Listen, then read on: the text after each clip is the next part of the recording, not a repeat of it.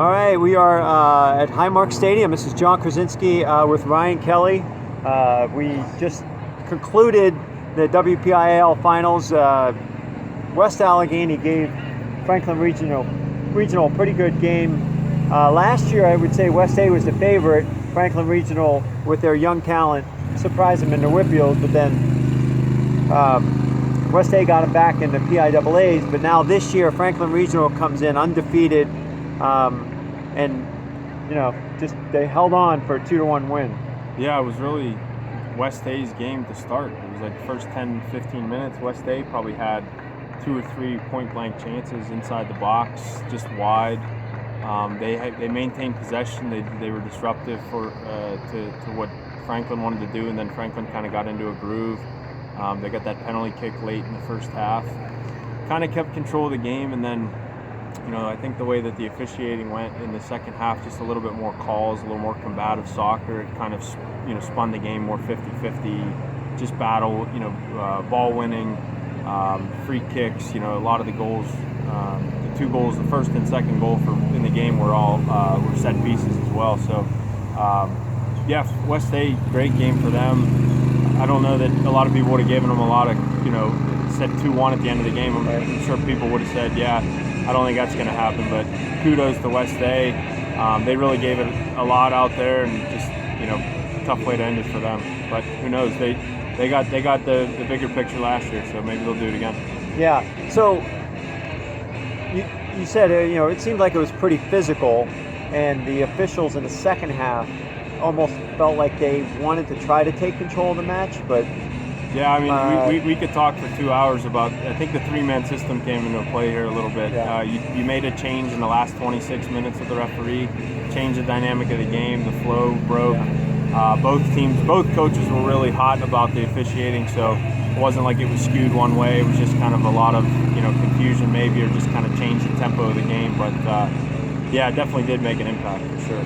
Yeah. So that second half, there's definitely. I mean, there was definitely a very physical. I mean, every 50-50 ball, it seemed there was a body flying here or there. It just seemed like that's. I mean, and that's what you're going to get in a championship match. Mm-hmm. 2 teams, that know each other, that trying to knock each other off. It's going to get like that. But when I guess that we're not officials, but I mean, when do you let them play? When do you not? I mean, I think that's. It's tough. I mean, and I don't necessarily blame the official. I just think it's the way that the system's set up. It's not necessarily the personnel. Maybe it's just, hey, I got to get in there and step in and make sure that, the game now turns into this tempo, and it's just the situation. And then that time was a crux point of the game, and then there was a, kind of a scrum in front of the box to get that free kick for Caleb Miller's goal for West A. I don't know. I think we all, from the soccer side of it, I think we all understand that, the problem, figure out, we can maybe work towards a solution, but until we get there, I think we just got to make do with what it is, and just kind of understand, and the boys got to be adaptive to be able to play the type of soccer that needs to be played in those situations. So yeah, that last 10 minutes was very exciting.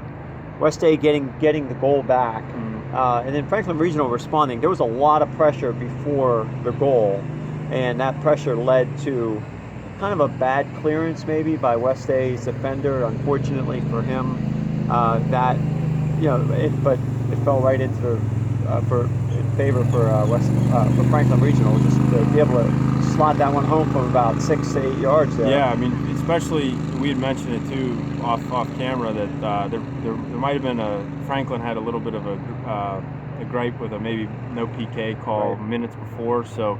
Maybe that's just the soccer gods, making everything even. But I mean, just again, another goal that necessarily wasn't the prettiest, wasn't super organic build up. That was just a spectacular highlight reel goal, just a gritty, dirty goal that somebody got to end on, had the composure to be able to put in the back of the net. So yeah, it was a weekend on both sides, boys and girls. There were some highlight goals for sure. Earlier today, Jaden Sharpless for North Catholic.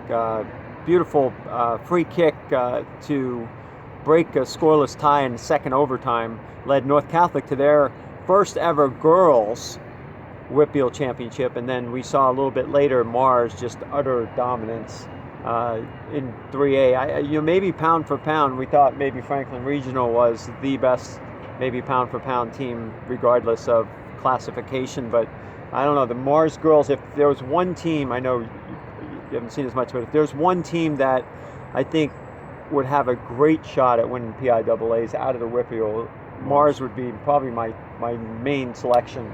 And I think Franklin Regional certainly has that ability to do it. Yeah, I don't know. I mean, we don't necessarily know a lot about the other teams, but I think to your point, in the boys' side, you know, you got Mount Lebanon, Canemak. Both teams could probably win a state championship. You got West A, Franklin, and Blackhawk. All three very good teams going. The same thing, you mentioned it last night with 2A. Yeah. Shadyside, Deer Lakes, and Quaker. I mean, could be between those three. And same thing with single A. I mean, you got Winchester and GCC, and I think it was Springdale that won the consolation game. So you see those teams all kind of, okay, if they all meet up again, you don't necessarily know who's definitely going to win. Franklin maybe is the, on paper, you know, guy that you could kind of go through, but it sounds like the Mars girls, I mean, they just had a day. It was the only game that wasn't a blowout all weekend, I believe, really, all right? weekend. And that's to tribute to the WPIAL and where all these schools are in terms of competitiveness, class by class. And we did the pregame show. We looked at all these different things, and you know, I think both of our kind of, like a lot of the things that we anticipated kind of came to fruition. We saw Mars and Franklin Regional West A. You know, we saw, I think in the biggest surprise for me this week, at least this whole WPIAL tournament, I thought came maybe a little bit from the boys 4A side. I guess I hadn't seen a lot of Canemak this year, so that was a bit of a surprise to me. But you know, kudos to Larry Fingers and that group. Again, just coming away with three 4A titles in this past decade. So they may even kind of take the mantle of maybe the top 4A program. And they brought it back to the South Hills. It's brought it back to South Hills. For a few years, so we'll see. I mean, North area did very well the last 3 years, but yeah, I mean, I think that the future of this weekend is bright. I think that, you know, the next couple of years you're going to see more and more parity and more teams come out of, you know, maybe out of the shadows that didn't have traditional programs, and that's something we've seen a little bit more of lately.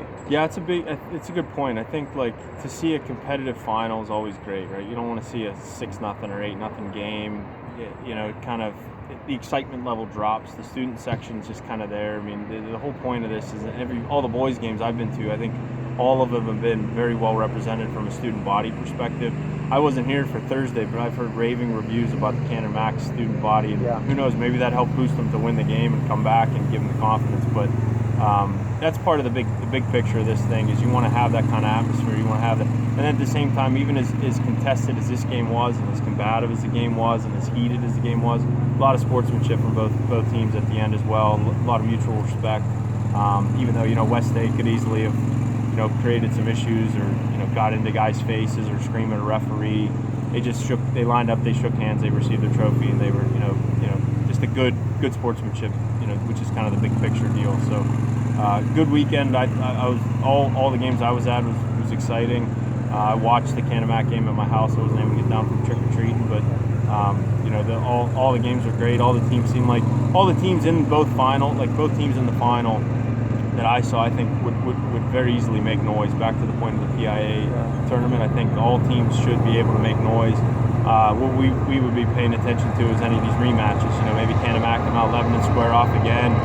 Maybe Deer Lakes and Quaker see each other again. Maybe Shadyside and Quaker see each other again. But we got the train roaring through Highmark Stadium, so if we're getting drowned out by noise, I've done quite a few post-match interviews or interviews from training sessions with the train in the background. But no, I appreciate your joining me for really this whole season, and we'll probably do a few more things during the PIAA playoffs. So look forward to that, and seeing really who could go the furthest from Western Pennsylvania.